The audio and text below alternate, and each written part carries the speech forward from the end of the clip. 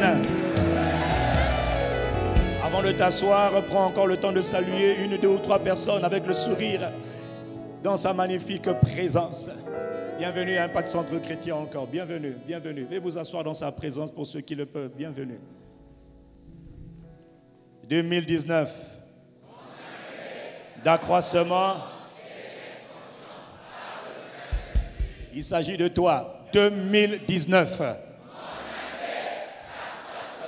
Et d'expansion. Quand tu le dis, il faut toujours le dire en tapant la poitrine. Toujours le dire avec audace, avec courage. 2019, mon année d'accroissement et d'expansion par le. Il te sera fait selon ce que tu viens de déclarer. Il te sera fait selon ce que tu viens de déclarer. Tout est possible à celui qui a la foi, à celui qui croit.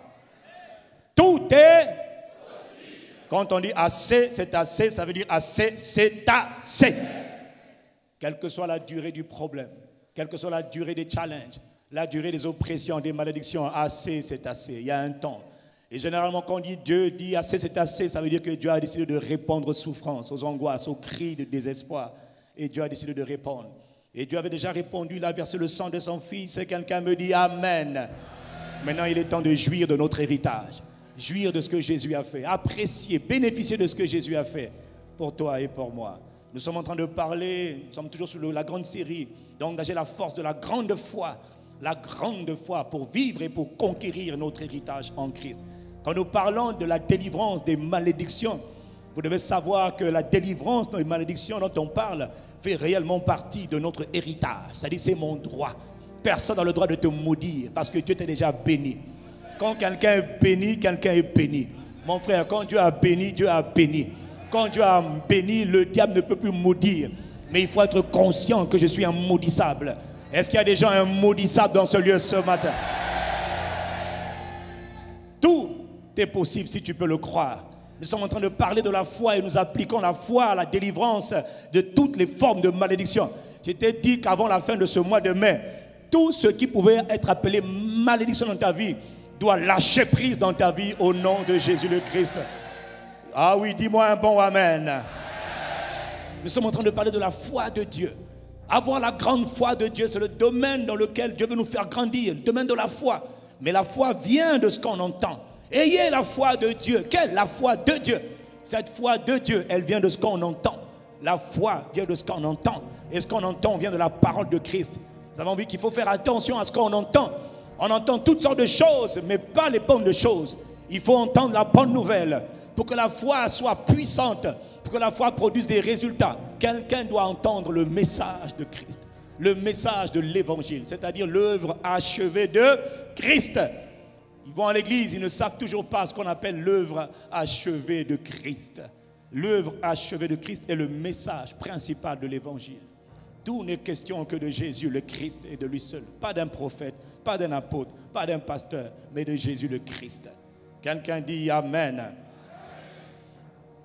Et nous avons vu ensemble que Satan est en guerre contre la révélation de la parole. Il attaque la parole pour ne pas que la parole, tu la comprennes. Parce que quand tu comprends la parole donne la foi.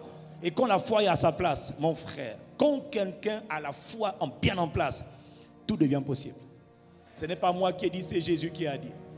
Quelle que soit la durée du malheur, la durée des malédictions, quand la foi est là, les malédictions doivent s'excuser. De dire, ok, je me plie parce que là, la foi de cet homme est inébranlable.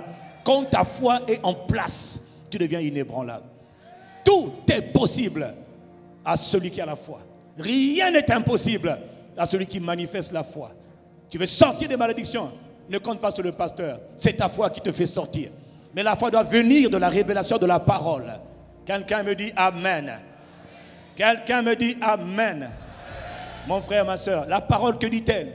La parole nous a expliqué qu'après la haute trahison de Adam, Dieu a mis en place sa propre stratégie. La trahison de Adam a ouvert la porte au péché, la mort, malédiction, enchantement, envoûtement, calamité, guerre. Tout ce qu'on appelle mal sur la terre ne sont que les conséquences du péché. Et Dieu avait mis en place sa propre stratégie.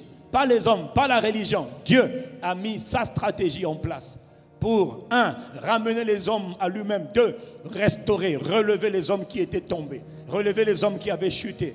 Dieu va mettre en place sa stratégie. Sa stratégie à lui s'appelle la croix.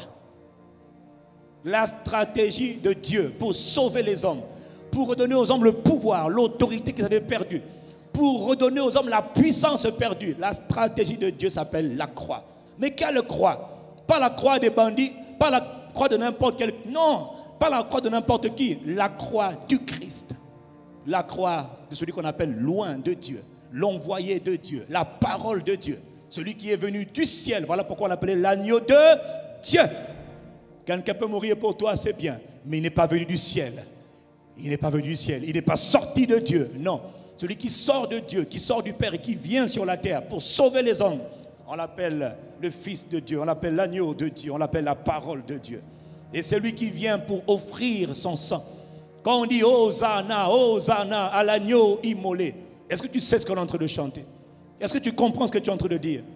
Tu dis à l'agneau, gloire et puissance. Même ton chant nous révèle que tu n'as pas compris de quoi tu es en train de parler. Sais-tu ce que c'est d'être immolé? Immolé veut dire égorgé, tué, pour offrir à des divinités ou encore à une divinité. Satan a copié le royaume de Dieu. Ils font des sacrifices, ils immolent des bœufs, ils immolent des hommes, ils immolent des agneaux, ils immolent des moutons. C'est-à-dire ils égorgent, ils tuent, ils assassinent, ils sacrifient. Ils offrent à ce qu'on appelle, soi-disant, des idoles, des divinités. Mais quand il fallait sauver les hommes, qu'est-ce que Dieu a fait? Il a pris son propre fils et il a fait crucifier son propre fils. Il a fait asperger, répandre le sang de son propre fils. La parole est devenue chair. La parole est devenue chair. Elle a habité parmi nous plein de grâce et de vérité. Et ils ont contemplé la gloire du Fils unique du Père. Il est le premier, il est l'aîné de la famille. On l'appelle le premier-né d'entre les morts. C'est le premier, il est le commencement de la nouvelle création. C'est lui. Pour faire, personne n'avait réussi à résoudre l'équation complexe du salut des hommes. Une seule personne a pu résoudre l'énigme, le problème, le mystère. Comment faire pour réconcilier les hommes avec Dieu, ramener les hommes dans le cœur de Dieu et leur redonner le pouvoir sur ce monde des ténèbres qui nous environne? Comment faire? Une seule personne a eu la réponse. C'est le sang qui doit être versé. Car sans effusion de sang, il n'y a pas de pardon. Quelqu'un devait verser son sang. Ce quelqu'un, c'est Dieu lui-même. On l'appelle l'agneau immolé. Ça veut dire que Dieu a pris son fils et il a crucifié. Il a répandu son sang abondamment depuis Gethsémané jusqu'à la croix. De Gethsémané à Golgotha, à 7 reprises, le sang du Christ a été versé. Et partout où il y a le sang de Christ qui a été versé, mon frère, c'est là que se trouve la réponse à tous les problèmes. Et les hommes doivent comprendre. Si tu comprends, dis Amen. Et on a vu ensemble qu'une des choses, une des plus graves formes de punition qui soit entrée dans le monde après la trahison de Adam, ce sont justement les malédictions. C'est-à-dire que quelqu'un a parlé que tu ne connais même pas. C'est même parfois aussi toi-même qui allais faire des sacrifices. Il y a tellement de malédictions sur la terre qui touchent les hommes. Il y a tellement de portes d'entrée des malédictions. On ne peut pas expliquer, c'est tellement profond, c'est tellement complexe. Il y a une multitude de malédictions qui gagnent, qui touchent les hommes. Mais c'est quoi une malédiction? C'est une ombre, c'est une influence, c'est une présence dans ta vie, dans tes affaires, dans tes entreprises, dans tes relations. Une malédiction, c'est quelqu'un a parlé, il a fait un rituel, il a fait un engagement, un vœu. Il a parlé aux arbres, aux montagnes, il a parlé à la mer, il ne savait pas ce qu'il faisait, comme beaucoup d'entre nous. Mais il avait oublié que ce qu'il avait dit a engagé lui-même, a engagé sa postérité. Tout ce qu'on fait n'engage pas que toi, mon ami, ça engage aussi ceux qui viennent après toi. Et quand il a parlé, une présence a été libérée, ou des présences ont été libérées. Et des présences sont venues dans ta vie. Des influences, des ombres. Ils ont le droit d'être là parce qu'ils sont là, parce qu'il y a eu un pacte. Un pacte a été fait, souvent dans l'ignorance. Mais le pacte est là. Et dès que le pacte est là, l'esprit est là, tu es sous malédiction. C'est-à-dire que tu es sous une influence démoniaque. Depuis quand ça a commencé, tu ne sais pas. Mais tu vois bien que tu es en train de vivre des choses que tu n'aimes pas vivre. Tu fais des choses que tu n'aimes pas faire. Tu ne comprends pas. Ça a commencé quand? Je ne sais pas. Souvent, ça a commencé à 100 ans, 200, 300 ans, 400 ans. Tu ne sais même pas. Tout ce que tu sais, c'est que tu es une victime. Tu es un otage. Tu subis des choses que tu n'as pas à subir. Des choses que tu n'arrives même pas à expliquer.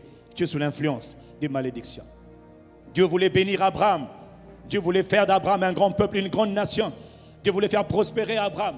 Dieu voulait rendre le nom d'Abraham grand. Dieu voulait faire d'Abraham une source de bénédiction. Et dans Genèse 12, verset 1, il a dit à Abraham, Abraham, j'ai des projets pour toi. Étape numéro 1, Abraham, va-t'en, c'est-à-dire sors de ton pays. Sors de l'influence de ton pays. Ton pays est soumis à des malédictions. Tous les pays de la terre sont sous les influences, qu'on le veuille ou pas. La Bible dit que nous sommes de Dieu. Hein, Jean 5, 19. Et le monde entier est sous le pouvoir du malin.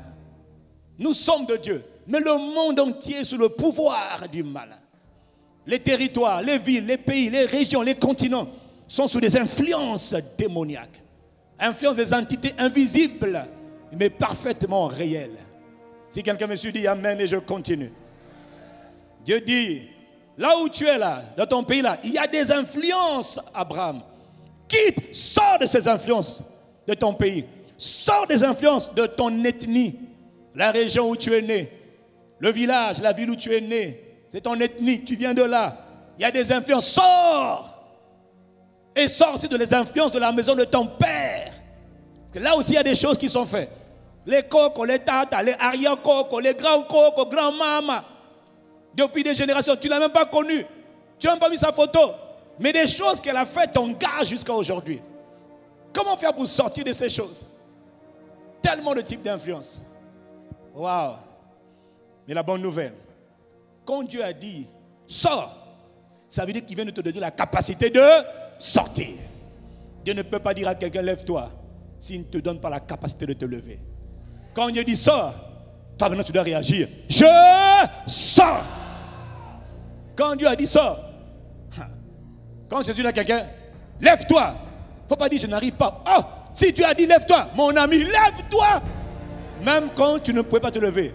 Quand Dieu dit lève-toi, ou par une parole prophétique, on dit lève-toi, mon ami, lève-toi. Il vient de te donner la capacité de te lever. Oh.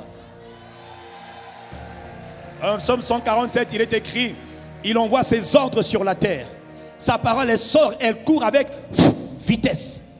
Quand la parole sort, elle te donne la capacité de devenir ce pourquoi elle a été envoyée. Quand on dit lève-toi, la parole te fait lever. Donc quand Dieu te dit, c'est le temps de la délivrance des malédictions et par le sang de Jésus, je sors. Toi, tu dois dire, je sors. Je n'ai pas entendu, je sors. Mon ami, on est dans un temps prophétique. Ça veut dire que quand c'est le temps là, il ne faut pas dire, je n'étais pas là. Ah, quelle erreur. Il y a des moments où il faut être là. Il y a des moments où il ne faut pas être là-bas, il faut être là. Quelqu'un dit Amen. Quand Dieu dit tu sors, tu vas sortir. Et aujourd'hui encore, il y a un domaine dans lequel Dieu veut te faire sortir. Avant la fin de ce mois. Et avant la Pentecôte. Mon ami, Dieu veut régler beaucoup de choses. Le sang de Jésus est en train de parler. Il a commencé à parler depuis le mois de janvier. Il a beaucoup parlé. Il a parlé le mois d'avril. Il a agi puissamment. Regarde toutes les guérisons, les délivrances. Magnifiques, merveilleuses. Mais ce n'est pas fini encore. Dieu veut nous faire sortir. Quelqu'un me dit Amen. On a vu ensemble qu'une malédiction peut toucher une ville, toucher une famille, toucher une région. Ah oui, hein, quelqu'un dit Amen. Tu dois juste surveiller dans ta vie. Quelles sont ces zones de ta vie, quels sont ces domaines de ta vie où tu es en train de reproduire les choses que tes parents ont reproduit, des choses, des comportements, des actes, des erreurs, des paroles même, des attitudes. Hein? Qu'est-ce que tu es en train de faire aujourd'hui que les gens de ta famille aussi sont en train de faire? Qu'est-ce que tu es en train de vivre que d'autres gens dans ta famille ou que tes tantes, tes oncles, tes pères, tes mères ont vécu? Est-ce que c'est un mal de tête qui est chronique? C'est une malédiction. C'est une maladie. Si c'est une maladie héréditaire, cyclique, permanente, qui revient de manière périodique, tu es sous l'effet d'une malédiction. Quelqu'un dit Amen. Et la bonne nouvelle, c'est que le prix a déjà été payé, que tu sois totalement libéré de ces influences dans le nom de Jésus le Christ. Quelqu'un me dit Amen. Je n'ai pas entendu ton Amen. Comment? Parce qu'il faut que je te dise comment on a vu, mais je dois le redire encore. Comment est-ce qu'on fait pour... Parce que tu dois entendre la parole. La foi vient de ce qu'on entend. Que dit donc la parole? Avant que j'aborde un point précis aujourd'hui. Que dit la parole? Parce qu'avant de sortir, je sors. Comment on sort? Galates 3, verset 13. Galates 3, verset 13. Il est écrit que Christ, dis avec moi Christ. Ce n'est pas le pasteur, dis avec moi Christ. Ce n'est pas l'apôtre, dis avec moi Christ. Ce n'est pas le prophète, non, dis avec moi Christ. Le Christ Jésus, c'est lui l'homme. C'est lui l'homme. Voici l'homme, c'est lui. Personne d'autre. Ne mets ton attention sur personne d'autre que sur le Christ. Est-ce que tu as compris? Mets ta concentration, mets ton espérance, mets ton attente en Christ. Il est la réponse à tout, la solution à tout. Tu dois mettre ta foi sur Christ. Tu es venu ici malade ce matin, mets ta foi en Christ. Tout à l'heure quand je dirais, mets la main là où tu as mal, tu vas obéir. Christ va te visiter. Si tu es venu ici malade, la maladie doit rester là où tu es. Et tu partiras chez toi libre. Mais la clé, ce n'est pas le pasteur, c'est Christ. Christ, dis avec moi Christ. C'est lui qui est loin de l'éternel. C'est lui que le Père a envoyé pour sauver les hommes. Pourquoi tu mets ta confiance dans un homme? Mets ta confiance en Jésus, le Christ. Christ nous a rachetés, c'est-à-dire délivrés, libérés de la malédiction de la loi. C'est quoi la malédiction de la loi? C'est la malédiction qui renferme l'ensemble des malédictions. Le sang de Jésus, versé depuis Gethsémane jusqu'à la croix de Golgotha, a répondu à toutes les formes de malédiction, d'enchantement, d'envoûtement, de sort. Ensorcelez-moi, prononcez-moi des paroles depuis les profondeurs du Congo, de l'Asie, de l'Afrique. Nul et sans effet par le sang de Jésus-Christ. Parce que Christ nous a délivrés. Il est venu et nous a délivrés des influences, de la malédiction de la loi. Est-ce que tu as compris? La parole te dit que la solution se trouve en Christ et dans son sang qu'il a versé. Dis-moi amen, comprends la parole. Comprends la parole. Mon frère, comprends la parole.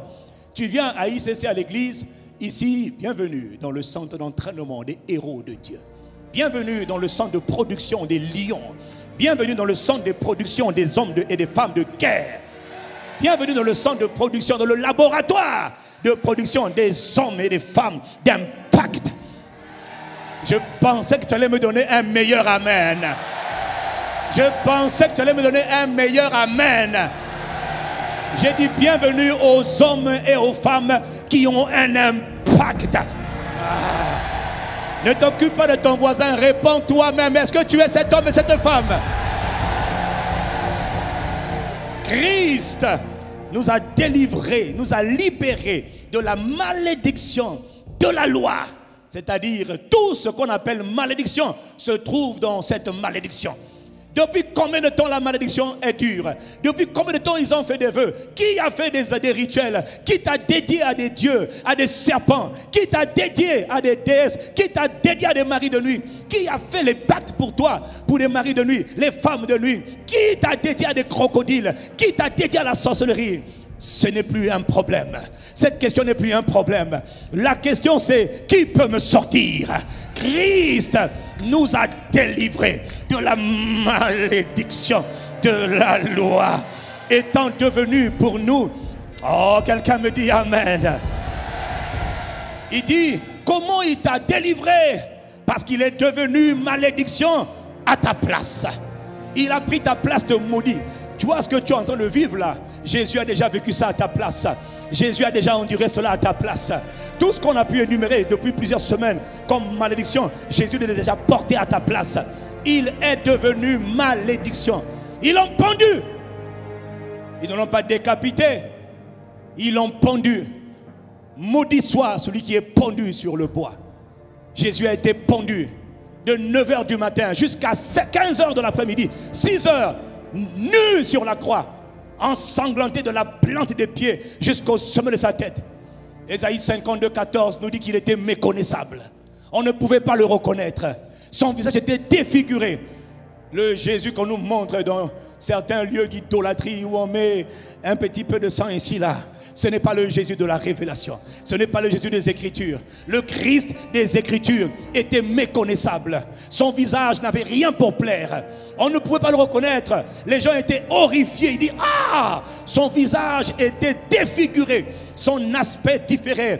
Il ne ressemblait plus à un homme. On dirait un animal dont on a fait verser le sang partout. Est-ce que tu comprends l'évangile? Est-ce que tu comprends le message de l'évangile?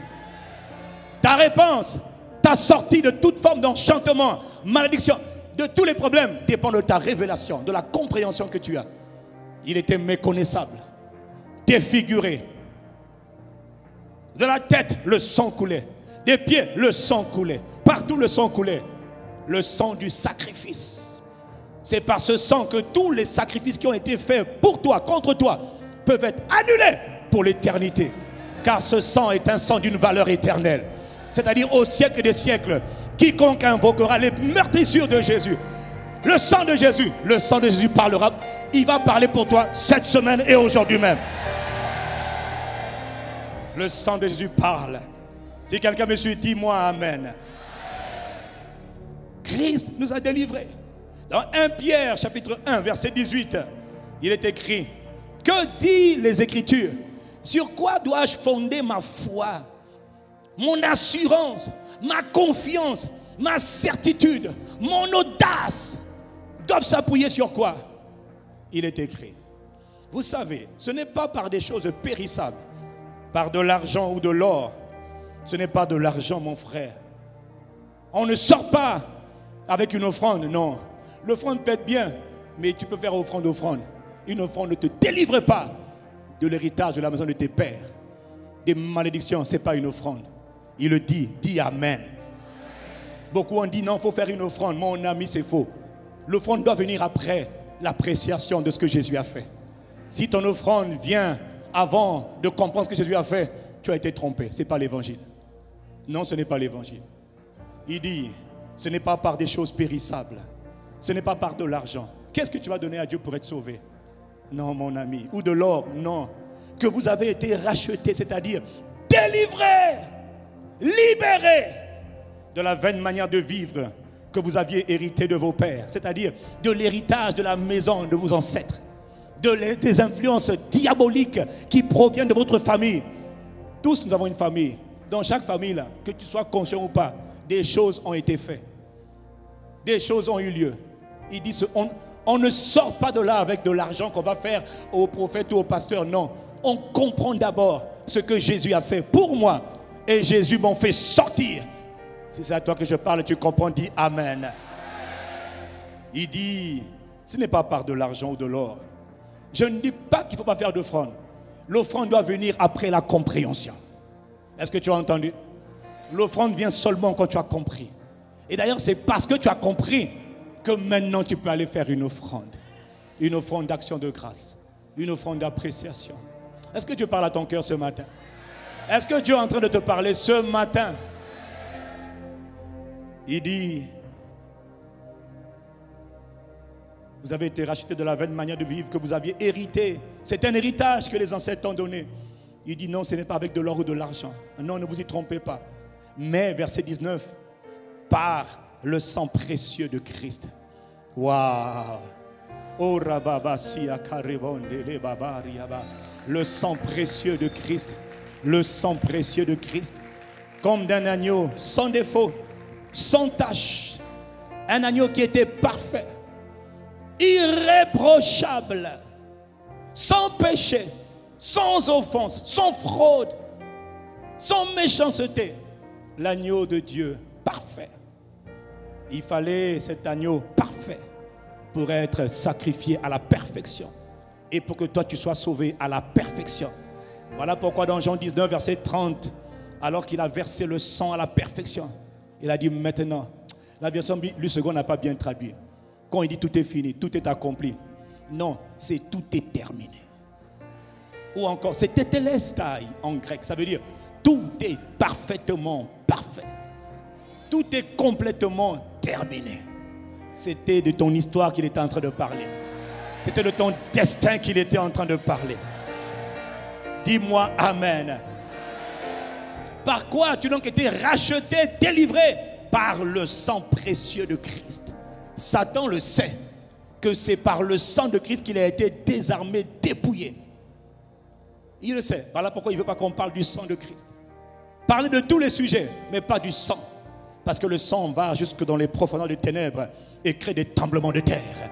Et renverse les autels, les totems, les œuvres du diable sont ébranlés quand on plaide le sang de Jésus. Quand on s'appuie sur le sang de Jésus. Mais les chrétiens ne connaissent pas la puissance du sang de Jésus-Christ. Mais toi, tu es en train de comprendre la puissance qui est dans le sang de Jésus-Christ. Si c'est à toi que je parle, donne un meilleur amen. Que dit Dieu avant de comprendre?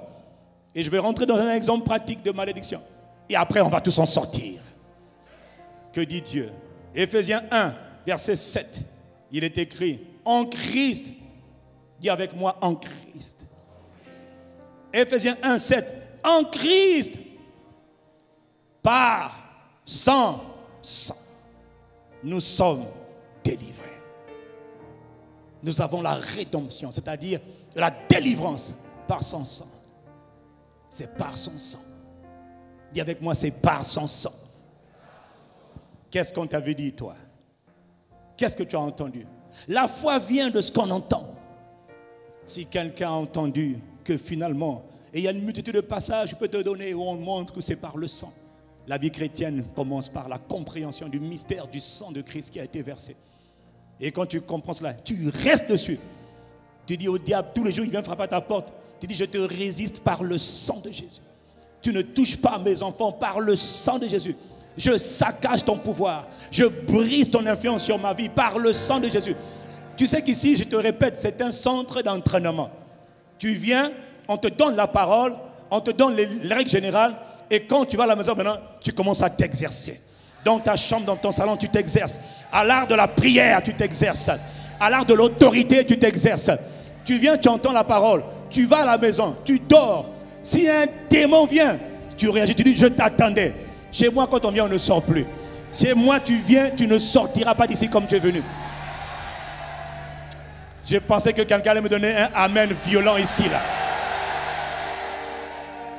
Ici, propriété de Jésus-Christ, sécurisée par le sang précieux de Jésus-Christ. On ne rentre pas. Quand on rentre, on est foudroyé. Quand on rentre, on est terrassé. Quand on rentre, on est combattu par le sang de Jésus, écrasé par le sang de Jésus-Christ. Ah, ça, c'est ce que tu dois faire à la maison comme exercice. Dis-moi Amen. Voilà pourquoi il est écrit, Jésus a dit dans Marc 11, si quelqu'un dit à cette montagne, déplace-toi de là, jette-toi dans la mer. Et s'il ne doute pas, là il te parle de la puissance de la foi. Mais ta foi doit t'appuyer sur quoi? Sur ce que Jésus a fait. Quelle que soit la montagne, quel que soit l'obstacle, le problème, il dit tiens-toi devant la montagne. Hé! Esprit de mort, tu veux t'en prendre à ma vie? Tu vas mourir. Tu t'es trompé d'adresse. Tu parles pas à la bonne personne. Je te résiste par le sang de Jésus-Christ. Je ne mourrai pas de manière prématurée. Esprit de mort, je commande par la puissance du Saint-Esprit, par la puissance du sang de Jésus. Ton pouvoir, je le brise sur la vie de mes enfants. Je le brise sur ma vie. Oh. Si quelqu'un parle à la montagne, parle-lui.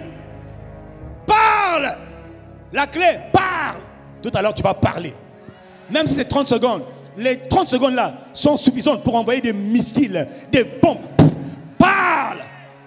Ne te tais pas, il faut parler. Parle à la montagne. Des fois, c'est tellement difficile que tu as besoin de renfort. Très bien. Et comme moi, je viens te renforcer, on parle tous les deux. On dit, hey, montagne, dégage de là. Quel est ton nom? Ouais, je suis l'esprit de serpent. Oh, mais toi, je te connais déjà.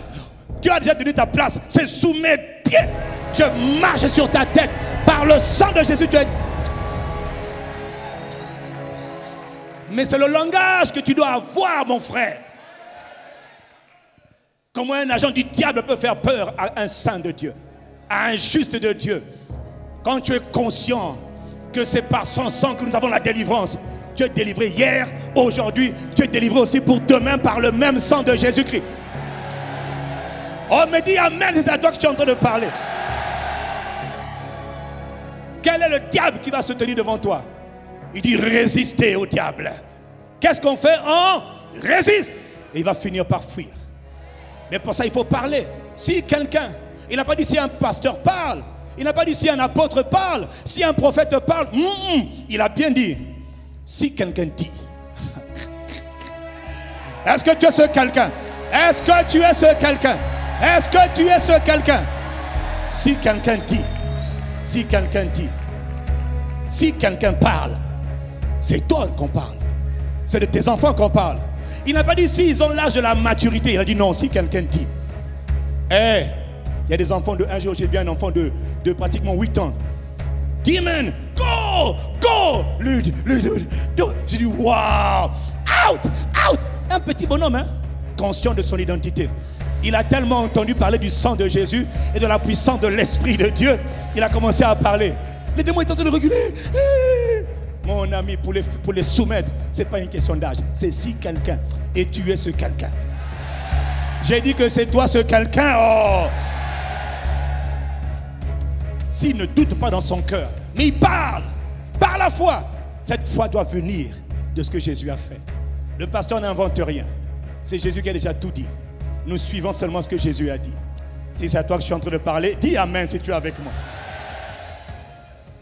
Quand on entend la parole, on doit réagir sur la base de la parole. On entend la parole, on engage. Il a dit à Israël, alors qu'ils étaient sur le point de conquérir la terre promise, dans Deutéronome 20, dans Deutéronome 2, verset 14. Regarde ce que Dieu est en train de dire ce matin. Levez-vous. Quand Dieu te dit lève-toi, il vient de te donner la capacité de te lever. Levez-vous et partez. Ça veut dire sortez. Aujourd'hui, toute affliction, toute douleur, tout enchantement que toi-même tu as déjà identifié dans ta vie. Je ne vais pas forcément parler de ce sujet-là, mais quand on va prendre la scène tout à l'heure, tu mentionneras ce point et tu sortiras de cette histoire. Tu sortiras de cette malédiction, de cette influence. Si c'est à toi que je parle, dis Amen. Tu sortiras. Dieu te montre comment on sort. On engage la force. Il dit levez-vous et partez. Passez le torrent de l'Arnon. Vois, je livre entre tes mains Sion, roi de Hesbon, l'Amoréen et son pays. Juste après, il dit quoi? Commence la conquête. Fais-lui la guerre. C'est-à-dire, engage le combat. Engage le combat. Tu n'as pas le droit d'être faible spirituellement. Le monde démoniaque est trop violent, trop méchant, trop cynique.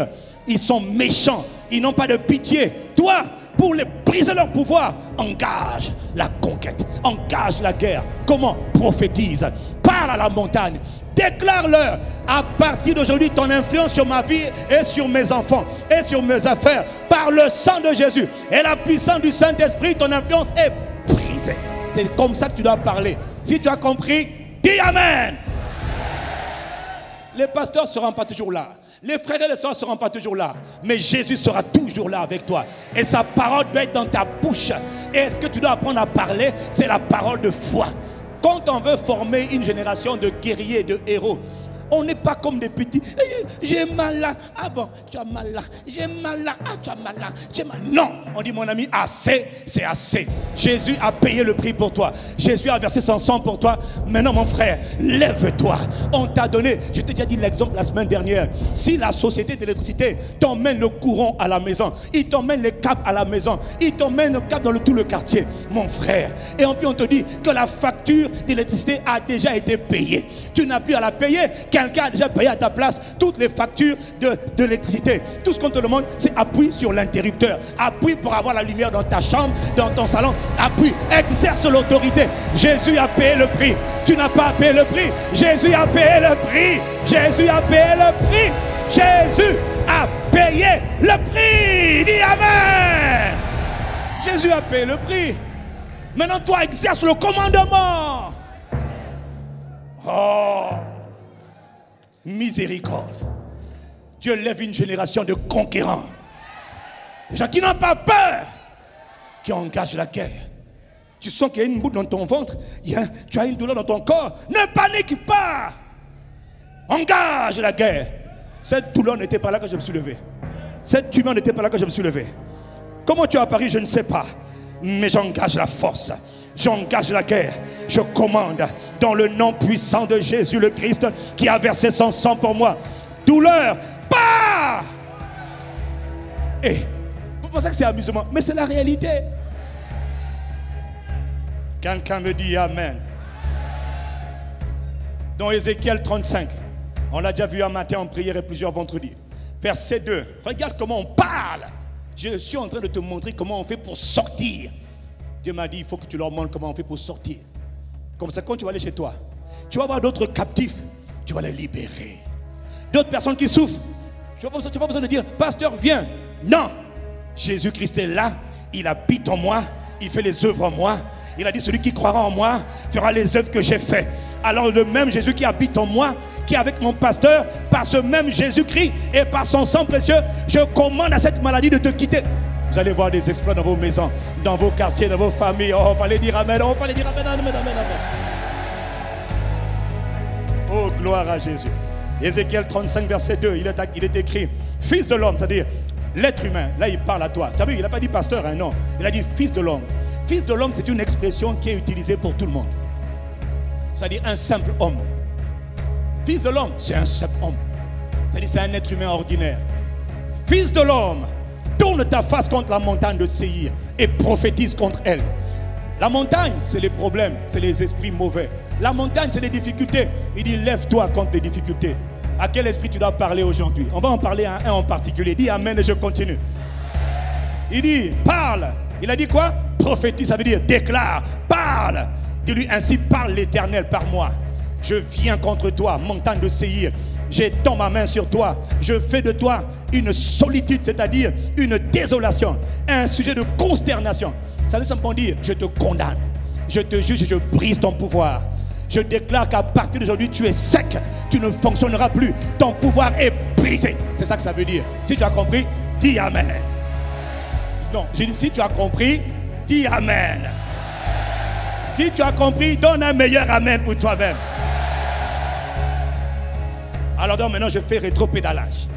De quoi on parle ce matin? Aujourd'hui, parmi les malédictions qui fatiguent les hommes, qui oppressent les hommes, qui détruisent le destin des hommes, il y a une malédiction là, mon frère. On en a déjà parlé, mais Dieu m'a dit de revenir ce matin. C'est la malédiction de... Dis avec moi malédiction. Dis avec moi malédiction. La malédiction de l'instabilité et de la lenteur ou encore du retard. Pasteur Anissa, on en a parlé vendredi soir. Et Dieu a libéré plusieurs. Mais il y a quelqu'un ce matin qui n'était pas là vendredi, qui doit avoir son tour de restauration et de totale libération. Dis-moi Amen. L'instabilité. Il faut que tu saches une chose à propos de l'instabilité. Quand on parle de l'instabilité, on parle généralement de tes pieds. On parle des pieds d'un homme. Dis Amen. On parle des pieds. Dans Psaume chapitre 8 au verset 5. Au commencement, quelque chose, une parole avait été déclarée. On ne sait pas qui avait donné cette parole. Était-ce un ange? Était-ce un archange? Était-ce un être bon ou mauvais? On ne sait pas. Mais on sait que quelqu'un était proche de Dieu et a déclaré à Dieu. Dans le psaume 8, verset 5. Qu'est-ce que l'homme?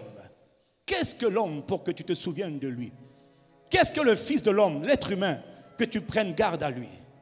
Tu l'as fait de peu inférieur à Dieu. Tu l'as couronné de gloire et de magnificence. Au verset 7, il est dit, tu as tout mis sous ses pieds. Tu as tout mis sous les... C'est-à-dire, tu lui as donné la domination sur toute l'œuvre de tes mains. C'est-à-dire, tout ce que Dieu a fait, il a donné à l'homme le pouvoir de commander sur l'œuvre de ses mains. Ça, c'est ce qu'on a dit à propos de l'homme. Et là, on parle de ton histoire. Qu'est-ce que l'homme? Mon ami, mon frère, écoute-moi. Je ne sais pas qui tu es, comment tu es venu ici. Je ne sais pas ce que tu vis. Mais je dois te dire une chose. Tu n'es pas n'importe qui. Tu n'es pas n'importe qui. Si tu entends le son de ma voix, dis Amen. Tu n'es pas, peut-être que ton nom n'est pas connu, mais tu n'es pas n'importe qui. Peut-être que tu n'es pas quelqu'un de célèbre, on s'en moque. Tu n'es pas n'importe qui. Si c'est à toi que je parle, donne un meilleur Amen. Que personne ne te méprise, ne te piétine. D'ailleurs, si tu étais tellement piétiné, écrasé, je suis venu te relever ce matin par la puissance de sa parole. Tu n'es pas n'importe qui. Moi, je ne suis pas devant une assemblée de n'importe qui. Je suis devant une assemblée des hommes et des femmes d'impact. Des hommes et des femmes qui vont écrire l'histoire de ce monde. Et je t'ai déjà dit que le pays, la nation, l'Afrique, le monde entendra parler de toi. On parlera de toi. Quand je parle de toi et de ta descendance. Donc, si à propos de toi, on n'a encore rien dit, des enfants sortiront de toi. Des enfants naturels, des enfants spirituels. Eux là, ils vont dire, j'étais l'enfant d'un tel, l'enfant spirituel d'un tel, l'enfant charnel d'un tel. Je te dis qu'on entendra parler de toi. Qu'est-ce que l'homme? Que tu te souviennes de lui, et le fils de l'homme, que tu prennes garde à lui. Tu as été fait de peu inférieur à Dieu. Il t'a couronné de gloire et de magnificence. Ça, c'était au commencement.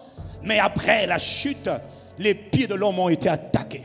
Après la chute, la haute trahison de Adam, Dieu a dit à Adam, Genèse 3,15, je mettrai inimitié entre toi et la femme.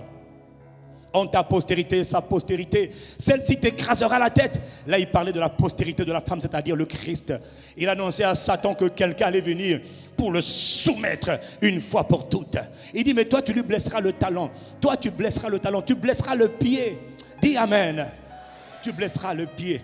Ainsi, Dieu avait donné l'autorisation pendant quelque temps. C'était une malédiction.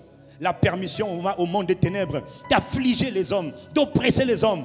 À quel niveau? Au niveau de leurs pieds. N'oublie pas que le sang de Jésus a été versé au niveau des...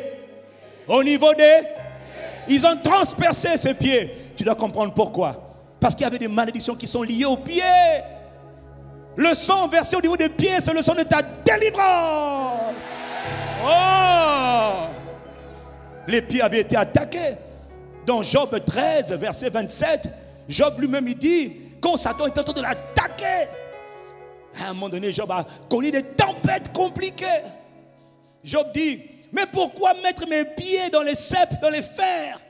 Pourquoi surveiller tous mes mouvements? Pourquoi tracer une limite à mes pas? Job dit, mais c'est bizarre.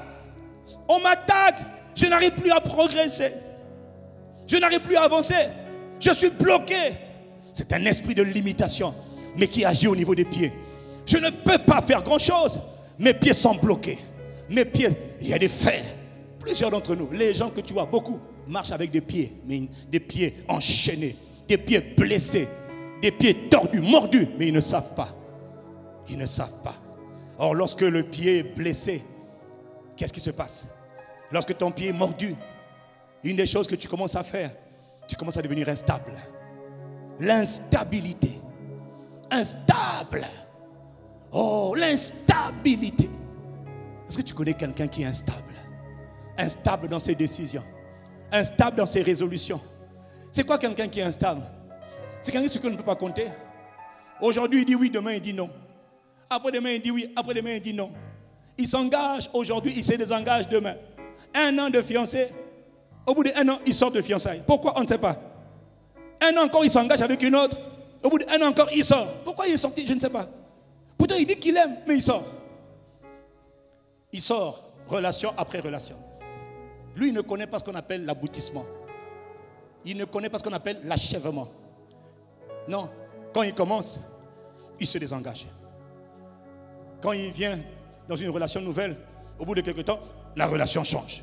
Oh! Des gens comme ça, quand tu les vois, année après année, il a toujours un nouveau copain, toujours une nouvelle copine, toujours un nouveau travail, toujours de nouveau une nouvelle filière. Sciences éco, agriculture, biologie, chimie, pétrole, ingénierie, technologie, numérique, tout ça pour une seule personne en 10 ans. Tu as tout fait. Instable. C'est un esprit, c'est une malédiction. Est-ce que Dieu parle à quelqu'un ce matin? Instable dans les études, instable dans les affaires. Il crée une entreprise. Comme il est oppressé par un esprit d'instabilité, l'entreprise aussi devient instable. Tu le mets DG de l'entreprise là, oh c'est fini. L'entreprise qui marchait bien, brusquement, instable.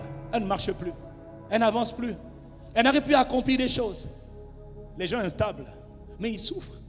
Les gens instables sont malheureux. Pourquoi? Parce qu'on ne peut pas... Tu es incapable de t'engager de manière consistante. On ne peut pas compter sur toi parce que tu es inconstant. Les gens instables, on appelle ça l'esprit du caméléon. Sur le même sujet. Par exemple, on va parler du mariage. Avec tel groupe, tu vas dire une chose sur le mariage. Demain, avec un autre groupe, tu vas dire autre chose sur le mariage. Demain, avec l'autre groupe, tu vas dire encore autre chose. C'est-à-dire, si on te demande, mais quel est ton avis? Ton avis, il change tous les jours. Parce que tu es instable. On ne peut pas se fier à toi. On ne peut pas compter sur toi. C'est un esprit d'instabilité. Il est instable dans tout ce qu'il fait.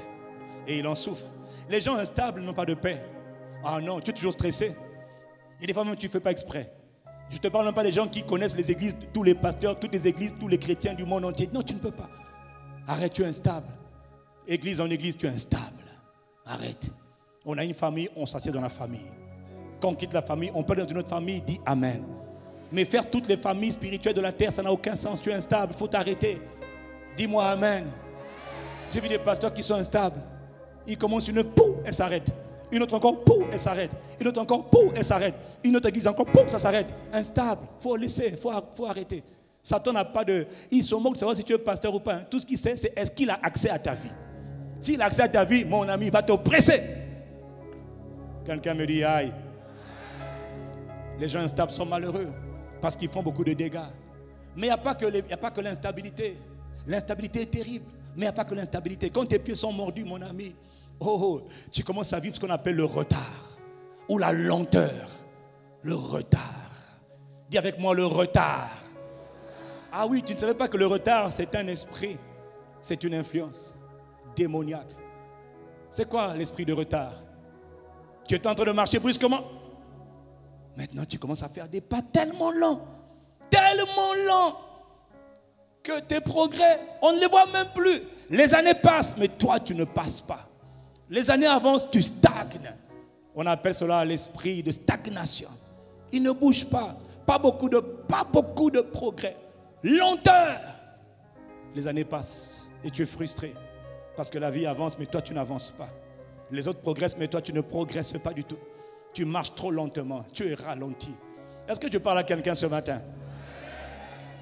Souvent, c'est une influence. Tu te bats, tu fais des efforts. Mais parfois, tu as l'impression que malgré toute ta bonne volonté, tes bonnes dispositions, tes bons efforts, ça n'avance pas comme tu veux. Tu es en retard dans les études. Les années passent. Le retard travaille beaucoup avec l'échec. Le retard travaille beaucoup avec l'instabilité, avec l'esprit d'échec. Donc toi, tout le monde avance, mais toi, tu n'avances pas. Les autres sont promus, mais toi, tu n'es jamais promu. Quand la promotion vient, le retard travaille aussi avec l'esprit de pauvreté. Quand la promotion vient, on enlève ton nom. Pourquoi? Parce qu'on ne veut pas que tu avances. Si quelqu'un me dit Amen, alors tu es en retard. Et fais attention parce que l'esprit de retard peut venir d'une influence familiale, c'est vrai. Mais il peut aussi venir d'une influence de la ville. Et Dieu sait combien chez nous en Afrique, pas au Congo, mais en Afrique, dans nos pays d'Afrique, les gens sont vraiment contrôlés par l'esprit de retard. Mais ils ne font même pas exprès. Ils ne savent même plus qu'ils sont sous l'influence d'un esprit de retard. Convoquer une réunion à 15h. Ah, attendez. La réunion commence à quelle heure? Convoquer un anniversaire à 15h. Au Congo, 15h. Partout en Afrique, 15h. Ça commence à 17h. Les gens l'ont ça. Convoquer un mariage. Vive les mariés! On veut honorer les mariés. On vous a dit 19h. Ils vont se pointer à partir de... Quelle heure? Miséricorde. Vous-même, vous avez dit 21h. Parce que toi-même, tu sais ce que tu fais. L'esprit de retard contrôle le mouvement, contrôle les pensées des gens. Même venir à l'église. Non, même venir à l'église. Sans faire exprès, vous venez en retard. Culte à 11h30, à 10h30. Donc tu as le temps de te réveiller. Aller même faire ton jogging. Mais regarde, à 10h30, tout le monde n'est pas là.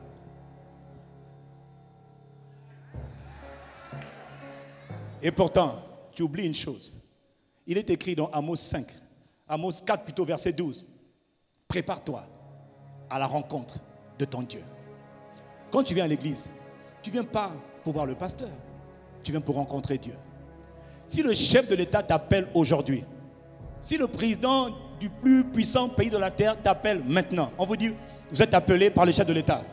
Dis-moi un peu, question. Vas-tu te permettre d'arriver en retard? J'étais en train de préparer les enfants et les biberons et les taxis.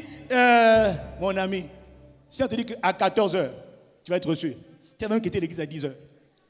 Juste pour être sûr d'être là à partir de 13h. 1 heure avant. Mieux vaut arriver en avance qu'arriver en retard. Pourquoi? Quand tu arrives en avance, tu honores la personne avec qui tu as rendez-vous.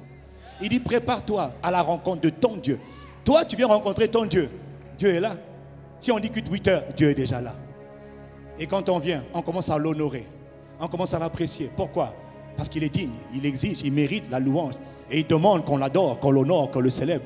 Mais toi, tu viens après toute cette période-là. C'est-à-dire, quand toi, tu viens là, on a déjà fini l'adoration, la louange, les actions de grâce, la célébration, l'appréciation. Nos cœurs ont fini de l'exalter. Et toi, tu arrives à la fin.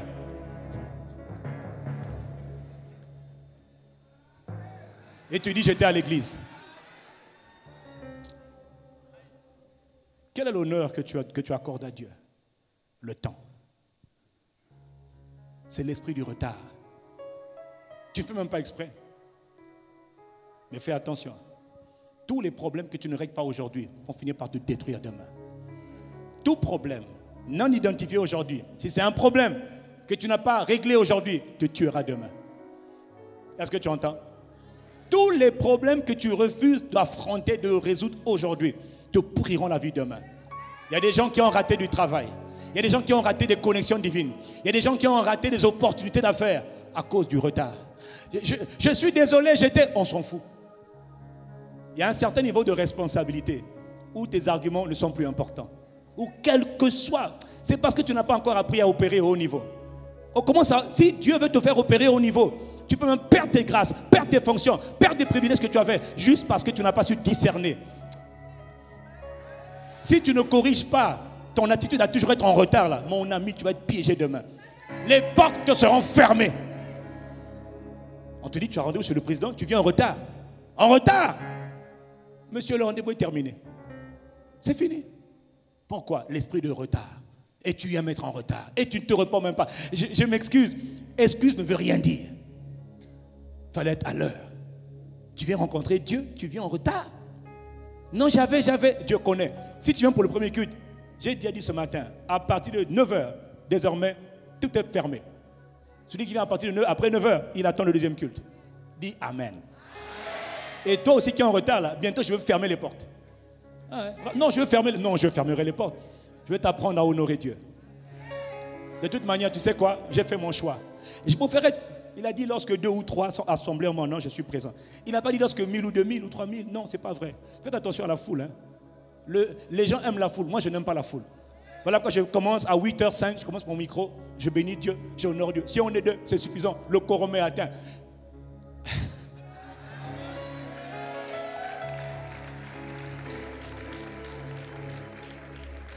L'esprit du retard est en train de détruire beaucoup de destins.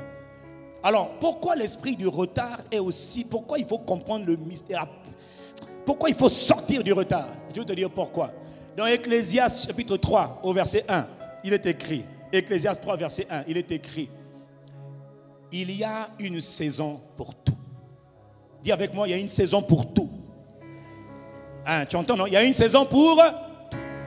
Et il y a un temps pour toute affaire sous les cieux. Il y a un temps pour toute chose sous les cieux. Il dit 2 choses. Il y a une saison et puis il y a un temps. Il y a une saison. Mon frère, ma soeur, écoute-moi et puis je vais terminer. Dieu ne fait rien par hasard. Dieu t'a créé pour un but. Mais tu n'as pas tout le temps pour accomplir ce pourquoi tu as été créé. Tu n'as pas toute la vie. La vie, nous sommes tous des voyageurs. Nous sommes tous des passagers sur cette terre. Quelqu'un me dit Amen. Nous sommes nés, et puis juste après il dit, il y a un temps pour naître, il y a un temps pour mourir.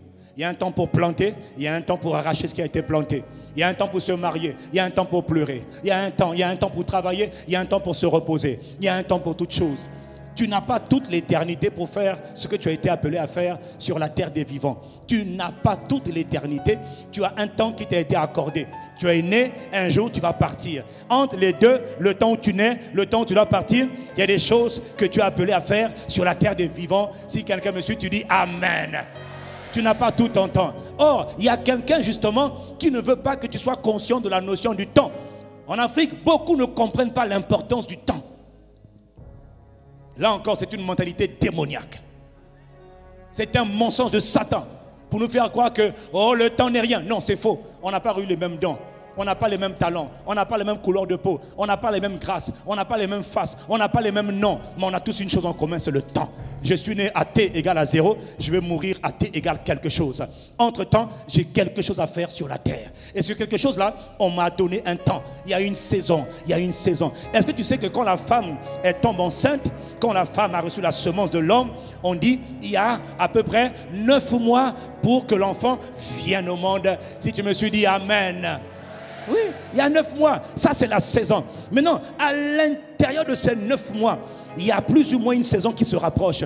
Vers 7 mois, 8 mois, on sait que l'enfant est déjà presque formé, presque prêt. Vers le 9e mois, vers 8 mois et quelques semaines, on sait qu'on est dans la saison maintenant de l'enfantement. On doit changer le caractère, on doit être plus prudent, on doit être plus vigilant, on doit être plus attentionné parce que l'enfant peut sortir à tout moment. Pourquoi? C'est la saison.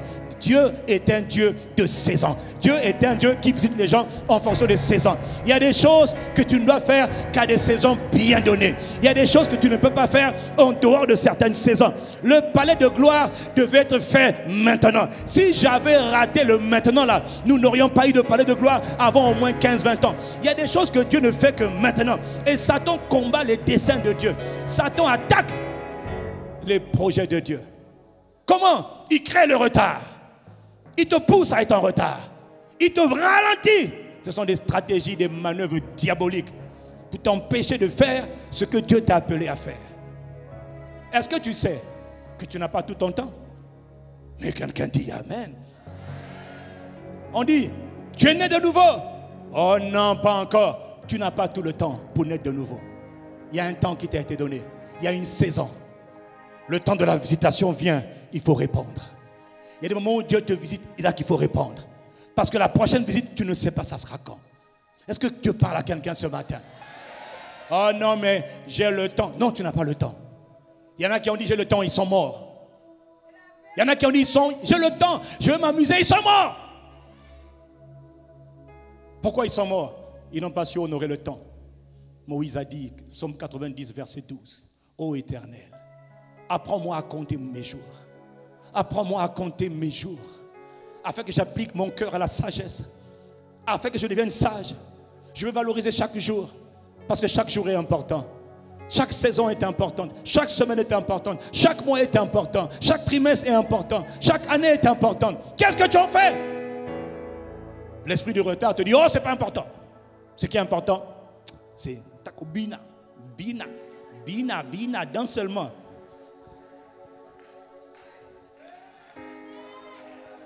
Danser.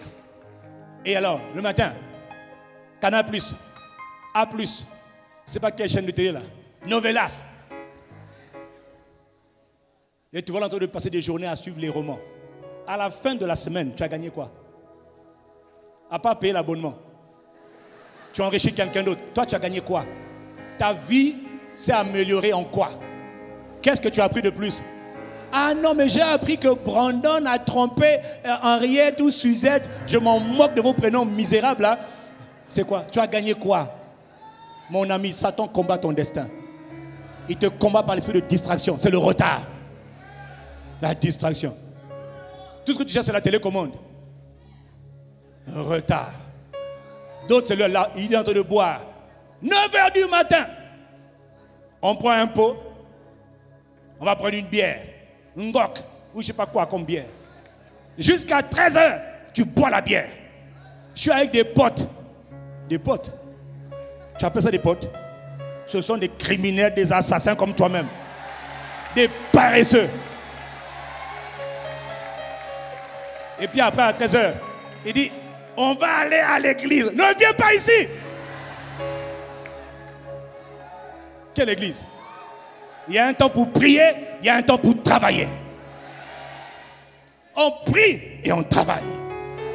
Quand on prie, on sert Dieu. Quand on a fini de servir Dieu dans la prière, on va travailler dans le monde. On crée des entreprises. On a un emploi. On passe des heures au travail.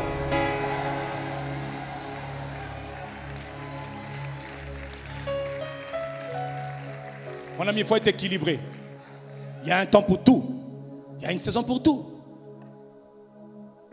Est-ce que Dieu parle à quelqu'un ce matin? L'esprit de retard. En retard au travail. En retard dans ton mariage. Et quand tu es marié, en retard même d'abord pour être heureux. Parce qu'il y en a même quand tu te maries. D'autres comme nous, là, c'était les lignes de miel tout de suite. D'autres, ça te prend encore le retard même pour apprendre à vous connaître. Et puis après, le retard pour faire un enfant. Et puis quand tu as un enfant, l'enfant aussi, maintenant, il est en retard. Lui, il est en retard mentalement, en retard intellectuellement. C'est toi qui as amené cet esprit de retard.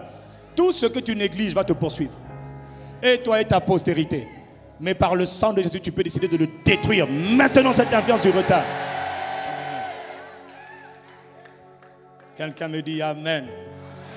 Fais attention parce que parfois, Satan utilise beaucoup de stratégies. Chez certains, pour envoyer l'esprit de retard, il crée l'orgueil. C'est-à-dire qu'il te met en retard par ton orgueil. On t'a dit, quand tu es né de nouveau, tu dois te faire former. Tu dois t'instruire. Il faut laisser de t'enseigner. Toutes les fois que tu méprises d'obéir à la parole de Dieu, tu es en train de créer des retards. Il y a des choses que tu ne pourras pas faire. Un jour, il y a ce qu'on appelle le jour du malheur. Est-ce que tu sais ça? Le jour du malheur arrive à tout le monde. Où tu as l'impression que l'enfer se déchaîne contre toi. Mais ce jour-là, toi, au lieu d'être fort, tu es faible. Pourquoi? Rien en toi. Quand il fallait te nourrir de la parole de Dieu, tu méprisais la parole de Dieu. Tu ignorais la parole de Dieu. Aidez-moi à prier pour moi. Il y a une dame qui m'a dit un jour, pasteur, priez beaucoup, beaucoup pour moi. J'ai dit, je ne prierai même pas un seul instant pour toi. Où étais-tu quand il fallait prier? Où étais-tu quand il fallait jeûner? Quand il fallait méditer la parole? Tu étais où? Tu étais dans les clubs VIP. Si je t'attrape là-bas, j'ai toujours dit, si j'attrape un des frères de ICC dans un bar, en train de boire, de 9h jusqu'à midi, là, mon ami, tu es foutu. Moi-même, je te prends, je vais t'étrangler d'abord. Je parle d'un étranglement spirituel, tu as compris, non? Miséricorde. Il crée le retard. Parlez, mon voisin. Est-ce que tu sais qu'il y a des relations qui te mettent en retard? Il y a des fréquentations que tu as qui te mettent en retard. Oh, c'est des amis à moi, on sort un peu là. Mon ami, ce n'est pas des ennemis, ce sont des ennemis. Les amis t'aident à accomplir ton destin. Les amis t'aident à gagner du temps. Les amis t'aident à aller de l'avant. Les amis te disent la vérité. Les amis te disent, mon frère, là tu es paresseux. Mon frère, lève-toi un peu, va chercher du travail. Mon frère, lève-toi, quitte la maison. Fais quelque chose. Ça, c'est des amis. Les ennemis te disent, oh, c'est pas grave, mon gars. On galère. Ouais. On prend de la cocaïne, du chanvre. Ouais. On est tous des nuls, ouais. Mais c'est pas grave, tu sais. On galère, mon gars, c'est la gaga, ouais. Ouais. T'étais où, toi, à l'église? Oh, laisse l'église, là, ton Jésus, là. Hein? Un ami va te dire, mon ami, tu arrêtes tes bêtises, là. Sors de là. Les fréquentations sont en train de tuer. Tu es en train de retarder ton destin. Tu es en train de bloquer ce que Dieu a envie de faire avec toi. Et surtout, je dois te dire une chose. Tant que tu retardes l'entrée dans le royaume de Dieu, tu ne pourras pas accomplir ton destin. Le destin en Christ se révèle quand je rentre dans le royaume. Plus tu décales, plus tu ne vas pas découvrir. Et si tu ne découvres pas, sache une chose, tôt ou tard, toi et moi, on comparaîtra devant Dieu. Tu auras des comptes à rendre à Dieu. Est-ce que Dieu parle à quelqu'un ce matin? Ne néglige pas la parole de Dieu. Fais attention à tes fréquentations. Beaucoup de ceux que tu appelles amis sont des ennemis. Ils te poussent à être en retard. Et ta vie connaît lenteur. Les années passent. Les années passent. Aucune année ne reviendra, mais elle passe. Toi, la volonté de Dieu, c'est que logiquement, avec les années, comme ton corps change aussi avec les années, dis Amen. De la même manière, toi, tu es appelé à progresser. Tu es appelé à te renouveler. Tu es appelé à aller de l'avant. Tu es appelé, en fait, pour Dieu, pour chaque semaine, chaque mois, tu dois devenir quelqu'un de meilleur. Tu dois devenir quelqu'un de plus aimant, de plus sage, de plus humble, de plus attentionné, de plus fonceur, de plus déterminé.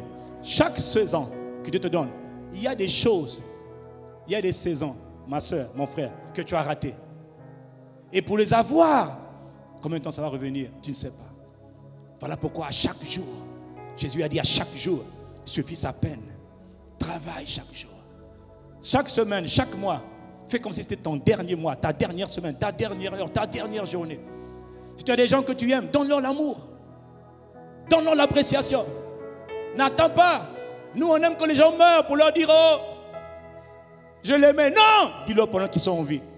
Dis des paroles d'appréciation aux gens maintenant. Encourage les gens maintenant. Quand tu le fais, tu n'es pas dans le retard, tu es dans le présent. Tu es en train de maximiser ton temps sur la terre. Tu es en train de maximiser ta grâce sur la terre.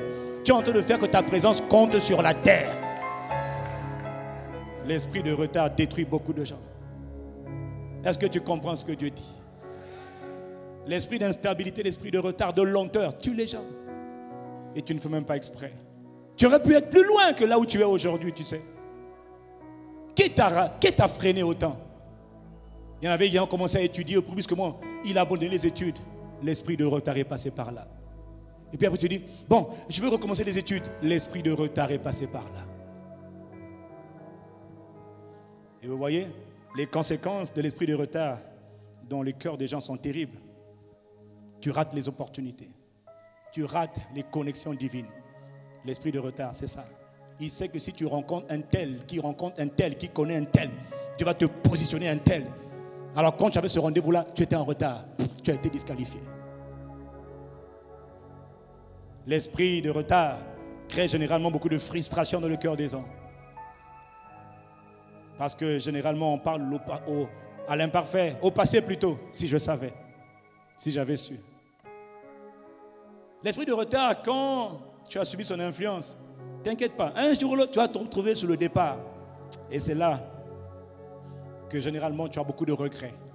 Mon frère, j'ai découvert que les gens qui regrettent, les gens qui pleurent, oh, si je savais, si j'avais su. Non, Dieu te donne la parole aujourd'hui pour te prévenir que tu ne dois pas finir comme ça. Regarde, imagine-toi aujourd'hui, je termine, dans 40 ans, dans 50 ans, qu'est-ce que tu voudrais? Comment tu voudrais te sentir? Est-ce que tu voudrais être quelqu'un qui regarde à son passé, qui baisse la tête? Parce que tu n'es pas fier de toi? Parce que tu n'es pas heureux? Tu regrettes les choix, tu regrettes les relations manquées, tu regrettes toutes les phrases, tous les moments où tu aurais pu dire, tu aurais pu donner l'amour, donner du temps, donner de la considération aux gens. Tu ne l'as pas fait. Tu vois tous les moments où tu as passé ton temps devant la télé, à boire, à te droguer, à faire toutes ces choses, à courir après les femmes, entre parenthèses. Les femmes, les rapports sexuels, tout ça là, c'est du retard. Ils t'affaiblissent, ils te détruisent ton destin, ils te donnent des mauvaises compagnies, des démons dans ta vie par les rapports sexuels. Tu détruis ton destin, tu détruis ce que Dieu veut faire avec toi. Juste parce que tu n'as pas su discerner le temps de ta visitation. Il a dit, Jérusalem, Jérusalem, tu n'as pas su reconnaître le temps où tu as été visité. Tu étais en retard. Dieu était là, toi tu étais là-bas. Quand Dieu est là, il faut être là. Tu étais là-bas. Comment tu imagines ta vie dans les derniers jours de ta vie? Veux-tu être quelqu'un qui va regretter? J'aurais pu faire ça, j'aurais pu faire ça, j'aurais pu faire ça. Jésus a dit, je t'ai glorifié sur la terre. Dans le temps où il devait partir, je t'ai glorifié sur la terre. J'ai achevé l'œuvre que tu m'as confiée. J'ai fait connaître ton nom aux hommes que tu m'as donnés. Ma mission a été remplie. Dans le temps du départ, toi tu diras quoi? Paul a dit, Timothée, le moment de mon départ approche. J'ai combattu le bon combat. J'ai achevé la course qui m'était réservée. Timothée, mon enfant, j'ai gardé la foi. Je n'ai pas perdu mon temps. Je n'ai pas perdu mon temps dans les bêtises. J'étais concentré. J'ai accompli le mandat pour lequel Dieu m'avait envoyé. J'ai fait ce qu'on attendait de moi sur la terre.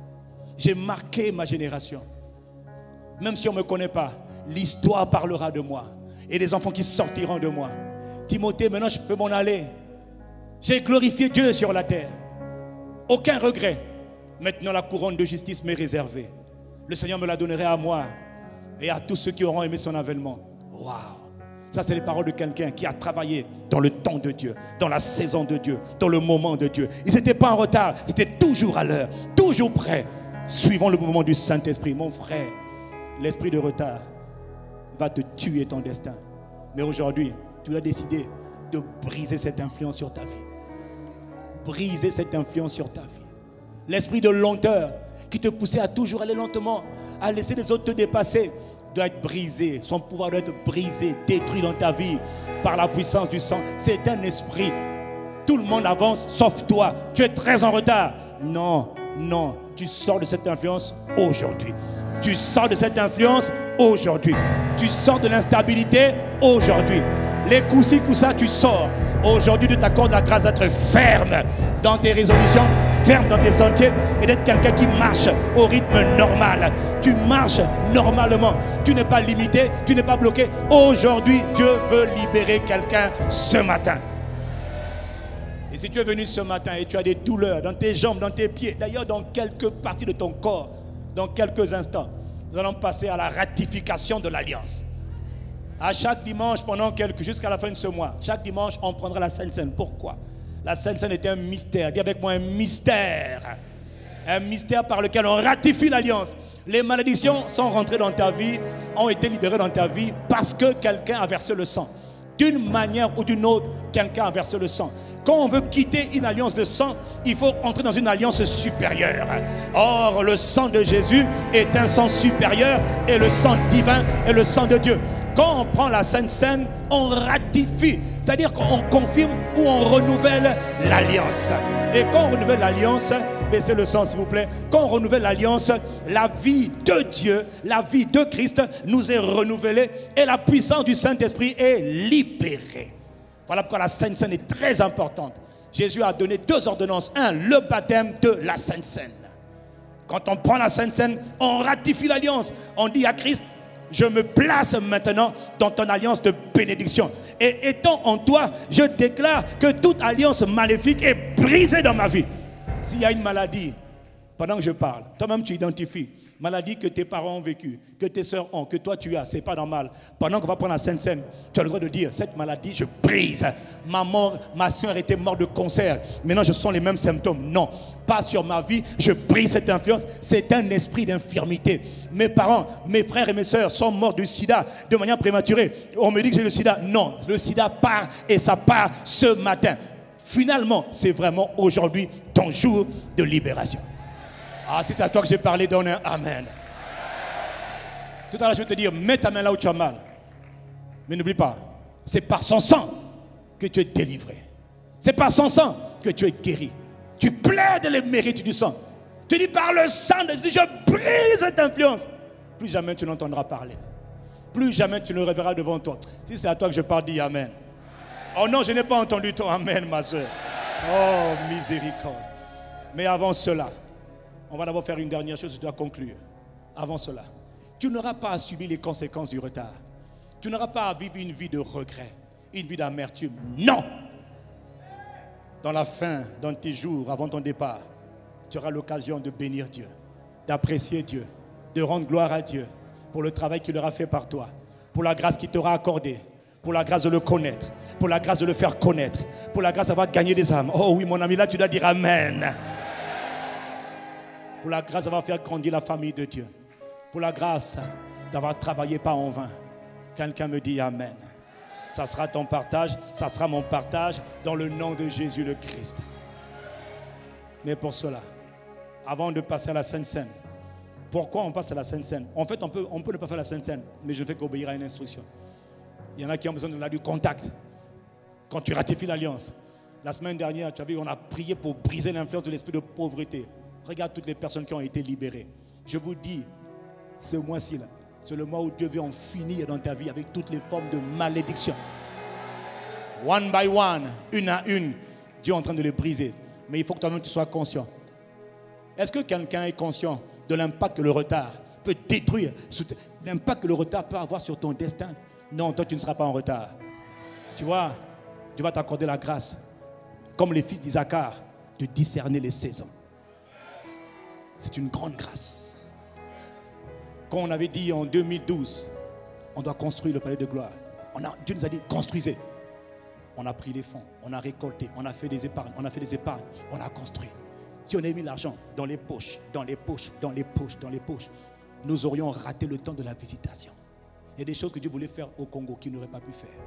Mais maintenant qu'il a fait ce qu'il a fait, il y a des choses qu'il est en train de faire. Et il va les faire de manière progressive. Vous allez voir. Pourquoi? Il y a des choses que tu dois faire seulement à certaines périodes. Il y a des choses que tu es appelé à faire à certaines périodes bien déterminées. Fais attention. Discerne les saisons. Discerne les temps de ta vie. Il y a des moments où Dieu te sonne dans ton cœur, il faut que j'aille étudier. Il faut que j'ai un autre diplôme. Il faut que je m'instruise dans la parole. Il faut que je prie plus. Attention, discerne. Il y a des phases de ta vie où tu dois être sensible. Qu'est-ce que Dieu est en train de produire en toi? Est-ce que Dieu parle à quelqu'un? Et quand c'est comme ça, ne dors pas. Engage-toi. Sois discipliné. Sois diligent. Sois bosseur. Sois bosseur. Travailleur. Déterminé. Pas paresseux. On ne bâtit pas un grand pays par la prière seulement. On bâtit un grand pays par la prière et par le travail. Par l'effort. Par la discipline. Par la vision. La persévérance. La foi. Mais pas par la prière seulement. On prie, on travaille. On jeûne, on travaille. Et on pose les actes en fonction des saisons. Toi, tu ne rateras pas ta saison. L'influence de l'esprit de retard est brisée dans ta vie ce matin. Ça se passe quand? Ce matin. Avant de passer à la Sainte Seine. Est-ce qu'il y a des gens, est-ce qu'il y a des bien-aimés ici? Vous êtes là pour la première fois. Pourquoi je fais cet appel? Parce que je voudrais vous associer. La Sainte Seine n'est donnée qu'à ceux qui sont dans la famille de Dieu, à ceux qui sont nés de nouveau. Jésus a dit en vérité, personne ne peut voir le royaume de Dieu s'il n'est pas d'abord né de nouveau. La porte d'entrée dans le royaume de Dieu, elle se fait par la nouvelle naissance. Si tu n'es pas né de nouveau, si ton esprit n'est pas recréé, si ton esprit n'est pas recréé, tu n'es pas encore enfant de Dieu. Tu es créature de Dieu peut-être, tu es peut-être religieux, mais tu n'es pas encore sauvé. Non, non, non, Dieu veut te sauver. Il est écrit que Dieu a tellement aimé le monde qu'il a donné son Fils. Dieu a sacrifié son Fils afin que quiconque croit ne soit pas perdu, mais qu'il ait la vie éternelle. La vie éternelle, c'est pour toi, c'est aujourd'hui. C'est-à-dire la vie de Dieu. Il veut te la donner à toi. Mais pour ça, il faut que tu reçoives Jésus comme Seigneur et Sauveur. Et ça, c'est aujourd'hui. Si tu es venu ce matin, s'il vous plaît, positionnez-vous pour la Sainte Seine. Positionnez-vous déjà pour la Sainte Seine. Alors, est-ce qu'il y a quelqu'un, tu es là ce matin, mais tu entends cette parole? Tu veux sortir de toutes les formes d'influence démoniaque, générationnelle et toutes ces choses. Tu veux avoir un nouveau départ avec Jésus comme berger.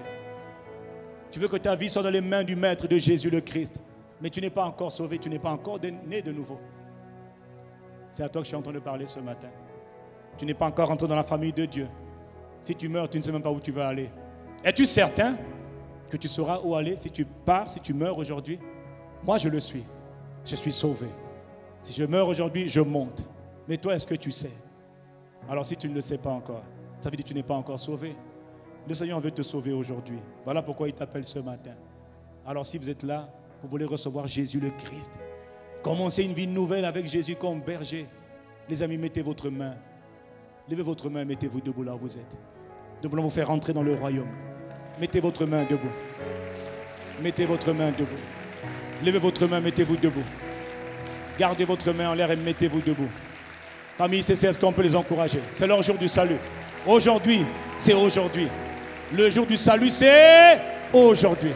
Jésus vous aime, il a versé son sang pour vous. Jésus a été crucifié pour vous. Jésus a été crucifié pour vous. Gardez votre main, s'il vous plaît. N'êtes pas fatigué.